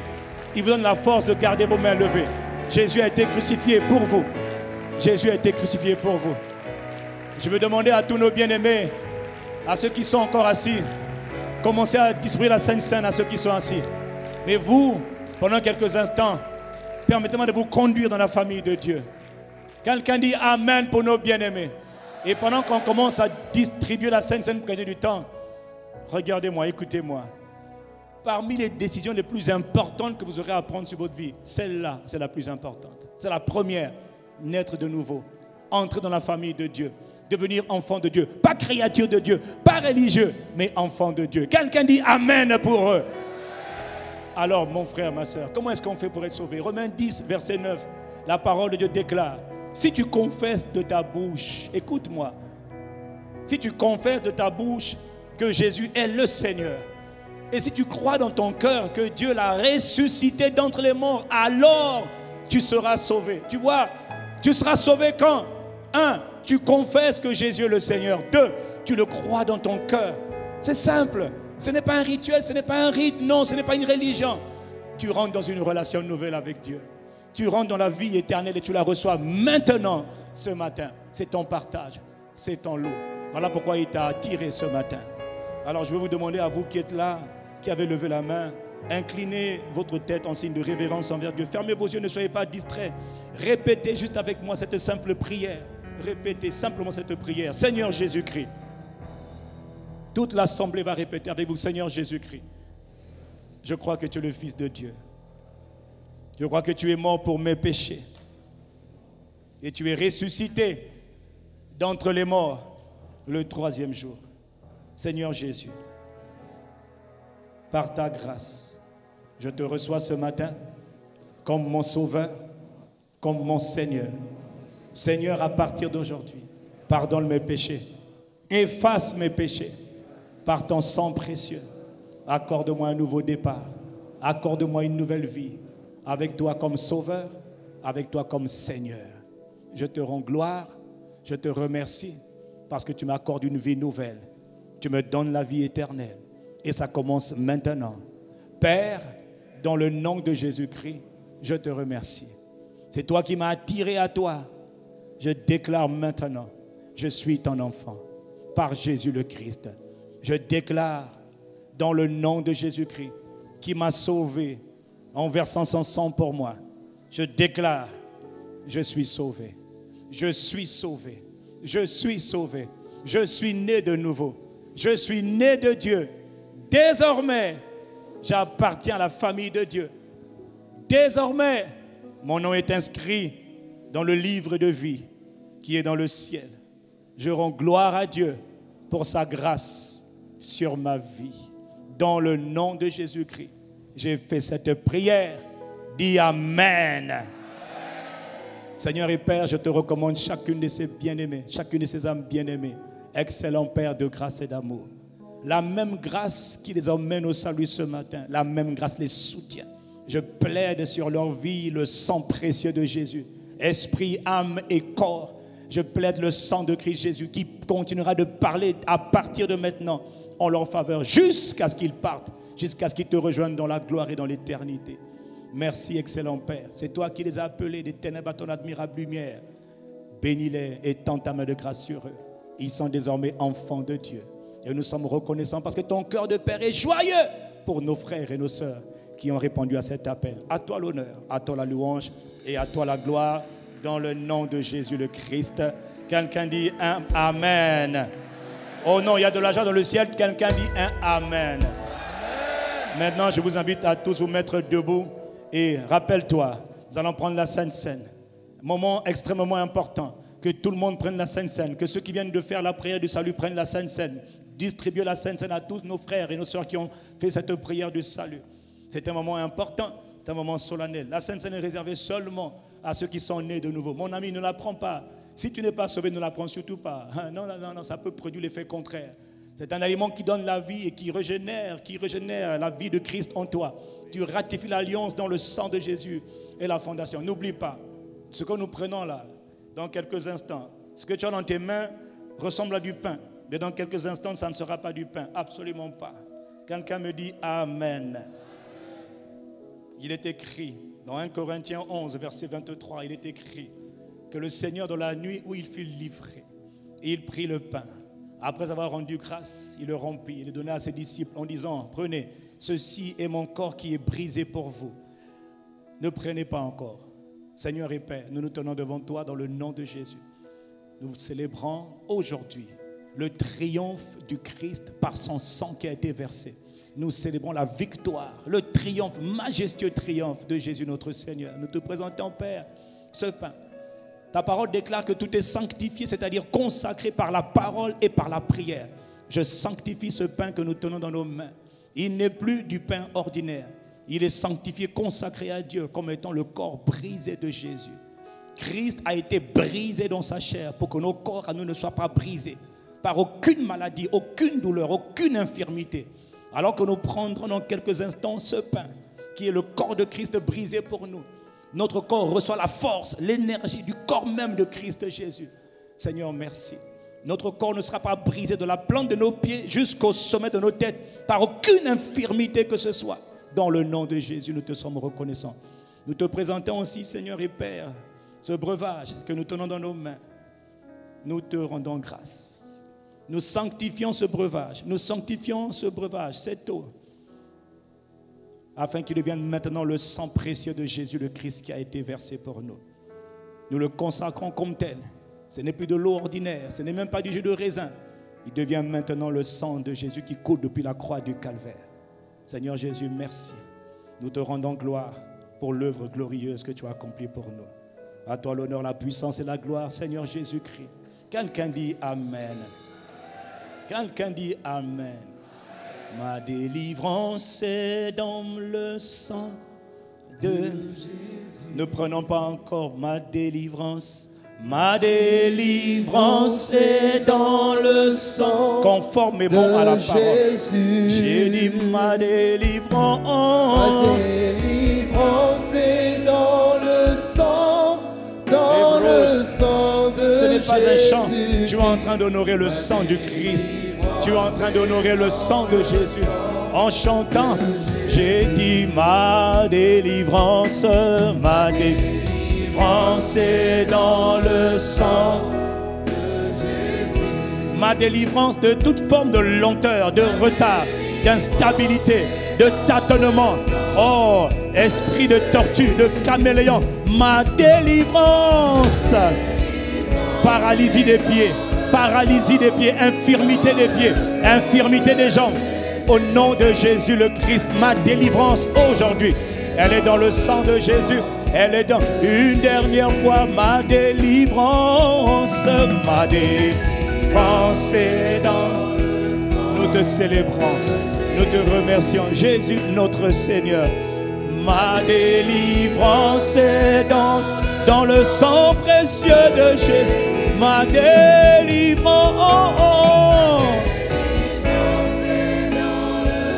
Nous te rendons gloire, nous te remercions, nous te bénissons.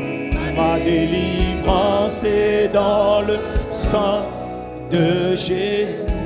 Il est écrit dans la nuit où il fut livré, donc Jésus prit le pain et après l'avoir rompu, il rendit grâce.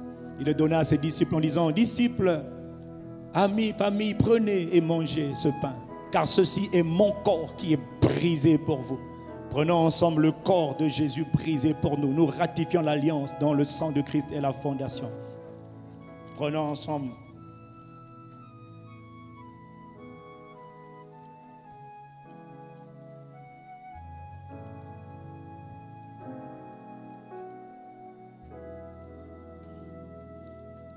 De même, après avoir soupé, Jésus prit la coupe et il dit: cette coupe est la nouvelle alliance. Dis avec moi: la nouvelle alliance. Je n'ai pas entendu. Cette coupe est la nouvelle alliance. Mon frère, aujourd'hui, tu es en train de ratifier. Tu es en train de confirmer. Tu t'engages dans le rafraîchissement d'une nouvelle alliance par le sang de Jésus-Christ. C'est par cette alliance maintenant, dans le sang de Christ, que tu peux dire à toute autre alliance ancienne: je brise et je sors de cette alliance. Mais il faut le savoir, on sort par le sang de Jésus. Dis Amen. Cette coupe est la nouvelle alliance en mon sang. Faites ceci en mémoire de moi toutes les fois que vous en boirez. Prenons ensemble le sang de Jésus-Christ.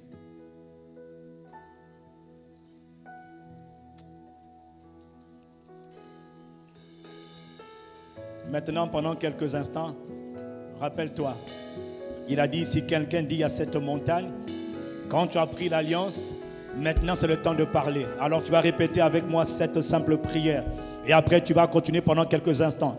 Répète et lève ta voix. Répète avec moi: Père, dans le nom de Jésus-Christ et par le sang précieux du Christ qui a été versé abondamment pour moi, aujourd'hui, ce matin, je sors de toute malédiction, de toute influence, de l'esprit de retard, esprit de lenteur, esprit d'instabilité, esprit d'infirmité, esprit de maladie, de douleur, par le sang de Jésus-Christ. Ce matin, Je sors de toute influence maléfique par le sang de Jésus. Dans le nom puissant de Jésus, j'ai dit, je déclare, je commande aujourd'hui ma sortie. Je sors de toute influence démoniaque de l'esprit de retard. Esprit de retard. Esprit de retard. Provenant de la maison de mes pères. Provenant de mon ethnie d'origine. Provenant de mon pays. Je brise ton pouvoir. Je brise ton influence sur ma vie au nom puissant de Jésus. Je sors de ton influence. Je brise tes pactes, tes alliances. J'annule par le sang de Jésus les paroles de malédiction, les vœux, les enchantements, les sorts, les rituels, les dédicaces, les pactes qui ont été faits hier et qui m'ont engagé par le sang de Jésus. Je les annule, je les brise et je les détruis de ma vie et de la vie de mes enfants. Dans le nom de Jésus-Christ, je déclare, je sors par le sang de Jésus-Christ. J'ai dit, je sors de toute alliance générationnelle, de retard, de lenteur, d'instabilité ou de maladie. Dans le nom de Jésus-Christ, j'ai commandé et je sors. Allez, parle encore pendant quelques instants toi-même. Déclare que tu sors. Déclare que tu sors. Tu sors de toutes les formes d'influence maléfique. Si tu as mal quelque part, tu es venu avec une douleur quelque part, mon frère, mets ta main. Si tu as mal à tes jambes, si tu as mal aux pieds, si tu as mal aux reins, si tu as mal au cœur, je commande dans le nom de Jésus le Christ. Je commande par le sang de Jésus. Esprit d'infirmité. Esprit d'infirmité. Esprit d'infirmité. Esprit d'infirmité qui a attaqué les jambes. Vous qui attaquez les pieds. Vous qui attaquez le dos. Esprit d'infirmité. Je vous réprime par le sang de Jésus. Libérez les corps, libérez les vies, libérez les âmes. Esprit impur, esprit d'infirmité, je brise votre pouvoir. Je fais sortir ce peuple par le sang de Jésus-Christ de Nazareth de toute forme de retard, toute forme de lenteur. Esprit de caméléon, tortue, libère les âmes, libère, lâche, tu lâches. Ton pouvoir est brisé par le sang de Jésus. Nous brisons ton pouvoir, nous brisons ton influence par le sang de Jésus, par le sang de Jésus. Tu sors de toute maladie, tu sors de toute infirmité. Si tu as mal, tu sors de cette douleur, cette arthrite, douleur des os, douleur des os, douleur des os, douleur des dents. Tu sors par le sang de Jésus, tu sors. Tout esprit qui oppresse la tête de mon frère, oppresse la tête de ma soeur, esprit de serpent, ton pouvoir est brisé. Tu sors de cette influence dans le nom de Jésus-Christ. Est-ce que tu es en train de proclamer? Parle à la montagne. Si tu as identifié un domaine de ta vie que tu n'as pas envie de reproduire, dis je sors ce matin par le sang de Jésus. Tout ce qui t'afflige, tout ce qui t'oppresse, tu en sors. Est-ce que tu es en train de prophétiser? Est-ce que tu es en train de parler? Parle toi-même pour te justifier. Parle mon frère, ne te tais pas. Parle pour tes enfants. Brise toute forme d'influence démoniaque sur ta vie. Tu sors aujourd'hui. Tu sors par le sang de Jésus. Plaide le sang de Jésus. Dis seulement par le sang de Jésus, versez pour moi. Je sors. Seigneur Jésus, nous te rendons gloire. Nous te remercions de ce que tu confirmes tes paroles. Reçois la gloire, toi qui exauces les prières, Père, dans le nom de Jésus le Christ. Mon frère et ma soeur, sors au nom puissant de Jésus de Nazareth le Christ, notre Seigneur. Père, nous te rendons grâce. Quelqu'un dit Amen.